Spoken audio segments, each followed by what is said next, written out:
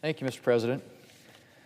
Mr. President, inflation is on the rise. Inflation in June was at its highest level in 13 years, and consumers are facing the effects, higher prices. Americans are facing increases in rent, in their restaurant bills, in their grocery bills, in gas prices, and the list goes on. Want to buy a used car? Expect to pay a lot more money than you would have a year ago. Mr. President, inflation happens when the amount of money out there exceeds the supply of products. When that happens, when demand outstrips supply, prices increase. And that's what we're seeing now. And it's being aggravated by Democrats' decision this spring to flood the country with unnecessary money. Mr. President, during times of crisis, there's a place for increased government spending. The money the government invested in COVID vaccines, for example, the forgivable loans provided to small businesses to help them weather the pandemic, and the increased assistance to hospitals and healthcare providers as the crisis escalated.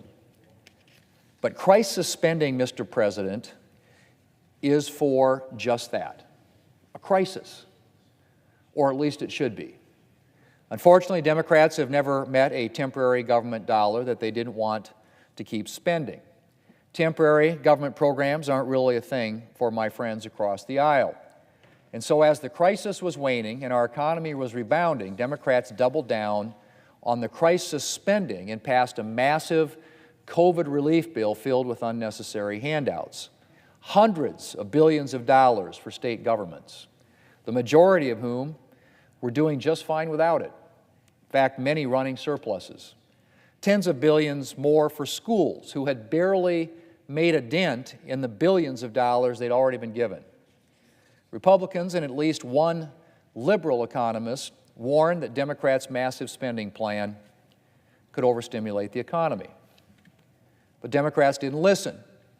And so it's no surprise that the flood of unnecessary government dollars is currently helping to boost inflation. And here's the kicker, Mr. President. After flooding the economy with unnecessary money, Democrats are now preparing to double down on that strategy. That's right.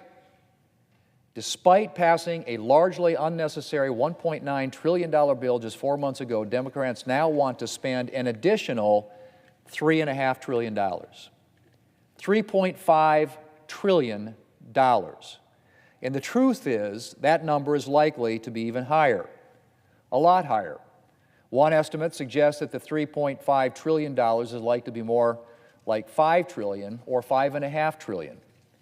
That's from an independent analysis by the Committee for a Responsible Federal Budget, where President Biden's own Treasury Secretary used to serve on the board. Mr. President, that's an inconceivably large amount of money. To put that number in perspective, the entire federal budget for 2019 was less than $4.5 trillion. The entire federal budget. So Democrats are just casually tossing out a new spending bill that might very well exceed the entire federal budget in 2019. I can assure Americans that that much money would fuel increased inflation. Consumers would continue to be squeezed by rising prices and watch the value of their salaries decrease.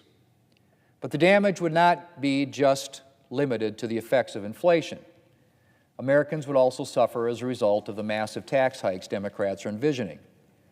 Democrats plan to pay for all, or some, of their spending by raising taxes left and right on small businesses, large businesses, investment, well-off Americans.